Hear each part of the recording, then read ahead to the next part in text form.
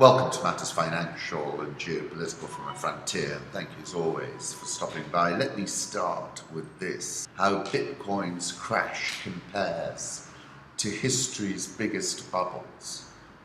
Bitcoin's dramatic rise and fall has left many investors wondering whether the cryptocurrency is destined to enter the history books as one of the world's biggest bubbles.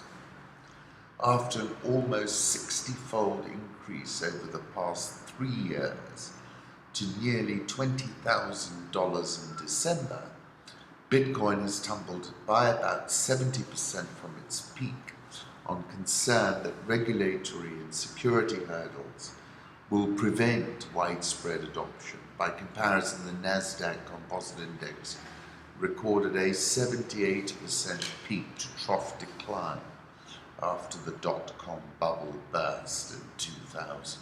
In November last year, I wrote a piece in which I quoted Hunter S. Thompson, "Bitcoin, wow, what a ride.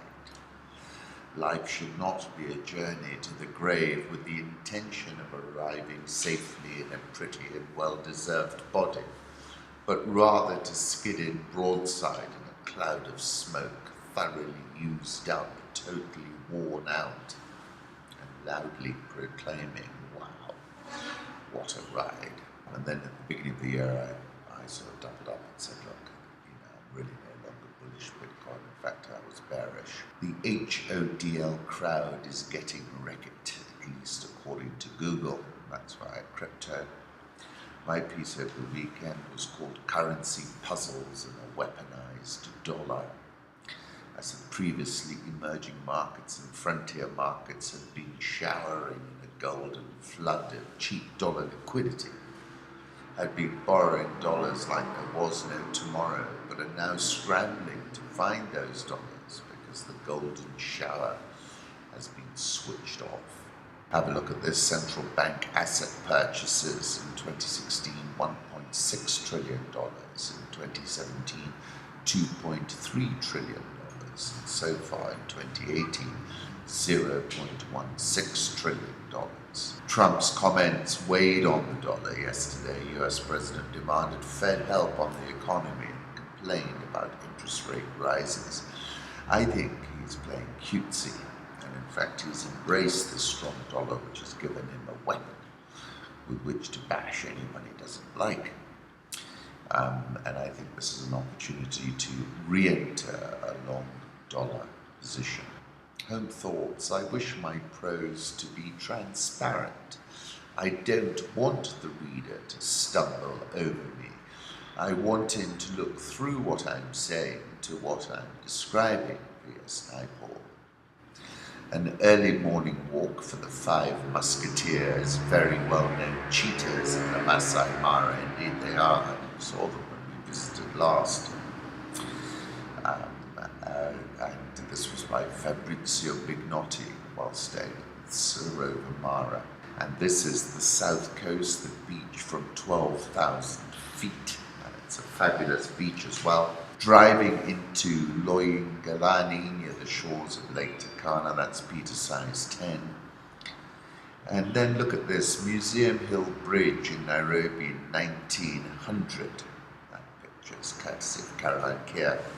I like this tweet from Federico: "Brag about your generation. We dated without Tinder, we took rides without Uber, we got jobs without LinkedIn, we found places without Waze, we did playlists without Spotify, we took photos without Instagram, we found answers without Google, we made friends without Facebook." Political Reflections: Michael Cohen testified under oath that Donald Trump directed him to commit a crime. Lawyer Lanny Davis says, and that's quite a dramatic development, which is still quite fluid, so we'll keep an eye on that. "We have the competitive advantage in the arms trade because we have a better cost-benefit ratio. The Africans like that better because it is more at the level they can afford," says a former Russian diplomat on the occasion of the signing of a joint defense pact between Russia and the CAR. This is Gado's cartoon interpretation of the Zimbambwe election. Of course, I think it's today that we're expecting the Constitutional Court to opine on the matter. 5th of March this year, I wrote a piece called Xi Jinping, President for Life. August this year, I was talking about the strongman conundrum. If you are the strongman and have placed yourself on a pedestal, then you own the problem. We will turn to countries with similar values to fight together against China's increasingly out of control international behavior, as the president of Taiwan said. Could a trade war lead to the real thing? Former Australian Prime Minister Kevin Rudd says historically we've failed to see tipping points until it's too late. As might be expected, the main topic this summer has been the US-China trade war, where it might lead and what could conceivably be done to avert it without an unacceptable loss of political face. Let's start with trade. The trade sector represents some 38% of Chinese GDP and 27% of US GDP. If the current small-scale dispute escalates to cover the entire $650 billion in bilateral trade, the world will have an objective economic problem on its hands, not just one of general market sentiment. Once growth numbers start declining, however marginally, it won't take all that much for sentiment and then the real economy to head south. Falling sentiment and economic numbers will contribute to a mutually reinforcing spiral. The other factor that can't be ignored is plain old-fashioned political psychology. If someone is forced into a corner, they can either back down or double down. The assumption in Washington seems to be that Xi will do the former. This may be right, but US leaders need to remember that China, even as a one-party state, has its own domestic politics to confront, both internal regime politics as well as the wider court of Chinese public opinion, which, despite internet censorship, is remarkably well informed. Historically, we've routinely failed to discern when the tipping points come between public disagreement, failed diplomacy, political crisis, failed crisis management, limited conflict, and then more general war. In this case, we aren't even yet at phase 2 in the sequence. Going back to something I wrote in July, beginning of July, Tariff wars, who blinks first? I said then Trump has turned his attention to Xi Jinping and thrown in the keys, challenging him to a cheeky run. 13th of August, I said Trump seems to be relishing his financial warfare strategies. He has Khamenei on the run. Maduro in Venezuela is being attacked by a remote-controlled drone. Xi suddenly looks ever so fragile. On that point of Nicolas Maduro, this is from Agence France Presse, a little bit of a video around that remote-controlled drone attack. The US currency has appreciated against most of its peers this year. I like this photo from Trump's interview with Reuters. Amazing for how many recording devices are in the Resolute desk. Her last words before her beheading was, "I am being killed innocent. I will seek justice from God." Saudi Arabia beheaded human rights activist and Shia woman Esra al-Ghangham from Qatif. She was sentenced to death for her criticism of government over injustice to the Shia community. The only advance delivered by the reforms to date is that a few highly privileged women are now able to drive cars in Saudi Arabia. The spat with Canada suggests that internal security and repression of opposition is more important than human rights or improving the country's image internationally. The number of executions in the kingdom this year is 73. When it comes to Tesla, the explanation may lie in the US rather than Saudi Arabia. The prospective deal has been announced by Mr. Musk, but not endorsed by any Saudi official. The key question must be who stood to gain from the idea. that the Saudis were about to invest in Tesla, saying Saudi is a complex society with a leadership much more sophisticated and realistic than many in the West imagine. The last 3 years have been an aberration, a personality cult alien to the culture of a conservative society intent on its own preservation.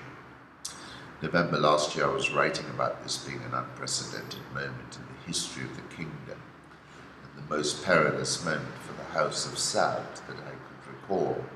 A landmark study in Germany scrutinized every anti-refugee attack in the country, 3,335 in 2 years, concluded that wherever per person Facebook use rose to one standard deviation above the national average, attacks on refugees increased by about 50%. Prima facie evidence. Let's move on to the currency markets. Euro dollar 115.74, dollar index 95.24, Japanese yen 110.45, Swiss franc 0.9843, the pound 129.11, Aussie 0.7355, India rupee 69.855, South Korean won 11.1868. The Real has been a big mover over 4.40491, Egyptian pound 17.8740, South African rand 14.3755. The dollar index hit its 61.8% retracement. This is from PIPSAR. We're last at 95.24. Key support is 94, and I think this is giving us an opportunity to re-enter on the long side. We got a bounce finally out of the euro dollar, got as close as 116, but has now fallen back to 115.74. Dollar dropped against the Mexican peso on a Politico report that the US is set to announce a handshake deal with Mexico on NAFTA on Thursday. Commodity markets, gold at 1195.50, still under that important 1200 level. Crude oil $66.14, a little bit firmer. EM buying time, valuation has become more attractive, but some business remains unsolved. This is from JS Blockland. As the dollar weakens, EM stocks strengthen. The relationship between the two assets is the most negatively correlated in 2 years. That's the terminal. Venezuelans grapple with Maduro's baffling new economic plan. This is the only ship there is, either it floats or we're all going down. Many fear the reforms will sink a foundering nation still deeper. Inflation is running at over 100,000%. Food and medicine are scarce and citizens are fleeing by the thousands to neighboring countries. The debut of the sovereign Bolivar did little to slow the spiraling prices of goods or dollars, an implicit recognition that the thriving black market represents the country's true economy. On Tuesday, Dollar Today website that tracks black market exchange rates said the street value of the greenback fell almost 10% to 65 bolivars on Tuesday from the 60 bolivar rate Maduro declared last week, so it's down already. Maduro is wading into uncharted territory by linking the bolivar's value to a cryptocurrency, believed to be the first time his government has tried such a thing. The petro is backed by crude oil, and the government sets its value at $60 or 3,600 sovereign bolivars. They're going to pay us in cryptocurrency now. Petro, it's crazy. I have no idea how it will work. We're barely used bolivars at this point. This is all a joke. The president can say the minimum wage is worth whatever he wants, but it still won't be enough to cover a chicken. Conclusions, as I said, Trump seems to be relishing his financial warfare strategies. Maduro in Venezuela is being attacked by a remote-controlled drone. 8th of May last year, I said it's a breaking point, the edge. There is no way to explain it because the only people who really know where it is are the ones who have gone over. Here, look at the Real. It's now tumbled through 4. It's last at 4.0497. Let's move on to Sub-Saharan Africa. Ex-Comoros President Ahmed Abdallah Mohamed Sabi, we were on a flight together when we were coming back from Paris, has been formally charged with corruption and embezzling public funds in connection with a scheme to sell his country's passports. He's being held in prison-like conditions, apparently. Basically, an investigation by the Comoros Parliament released earlier this year found that thousands of passports were sold outside official channels via mafia networks, and at least $100 million of revenues went missing. IMF lures investors to Angola's Eurobonds as yields fall. This was one of my recommendations at the beginning of the year, the Angola Eurobond.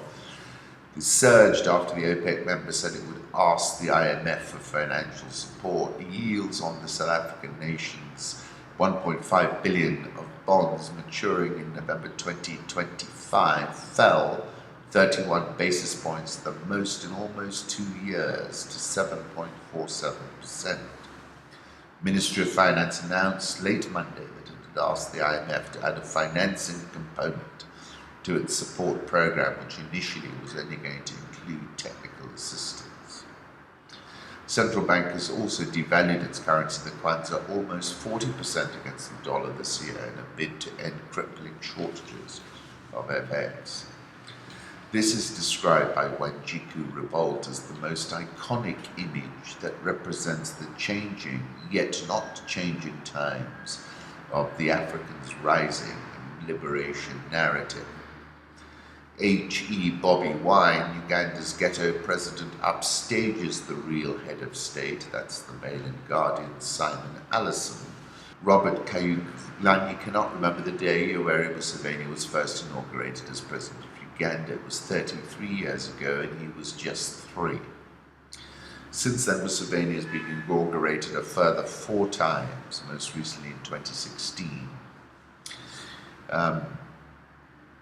Meanwhile, Kyagulanyi, better known as by stage name Bobby Wine, has grown up to become perhaps the most serious threat to the president's efforts to further extend his residence in State House.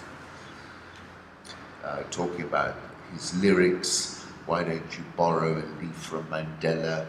He ruled a short period and surrendered power. Leaders who overstay in power is the reason why Uganda is rumbling. And saying if Bobby Wine really has captured the imagination of Uganda's youth, then he has the demographics on his side. More than 75% of the population is under the age of 30.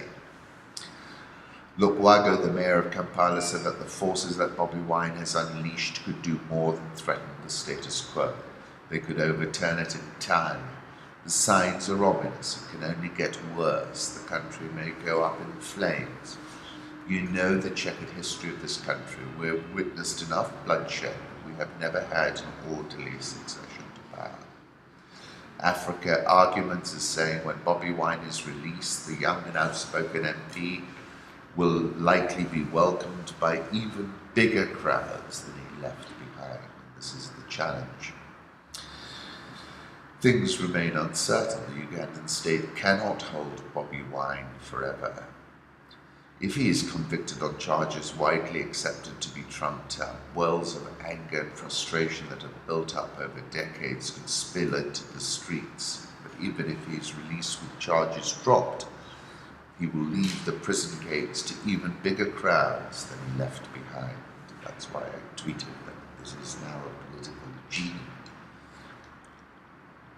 Virilio, he owns the street. Just watch the crowd when he gets released. Go back to Virilio, the revolutionary contingent attains its ideal form, not in the place of production, but in the street, where for a moment it stops being a cog in the technical machine, and itself becomes a motor, a machine of attack, in other words, a producer of speed. That's why the Ugandan government is trying to stamp down so hard on and maintain ownership of the street. Ugandan police disperse protesters in the capital. As unrest goes on, I take you back to Kapuscinski. The choice of that moment is the greatest riddle of history. Hugh Masekela, I want to be there when the people start to turn it around. It certainly looks like they're doing that in Uganda. Downtown Kampala on a standstill, shops closed, streets cleared, police picking up anyone roaming around, bullets fired in the air. happening now in Kampala, Uganda, Kampala on fire. So basically, I think, President Museveni is in a trap here.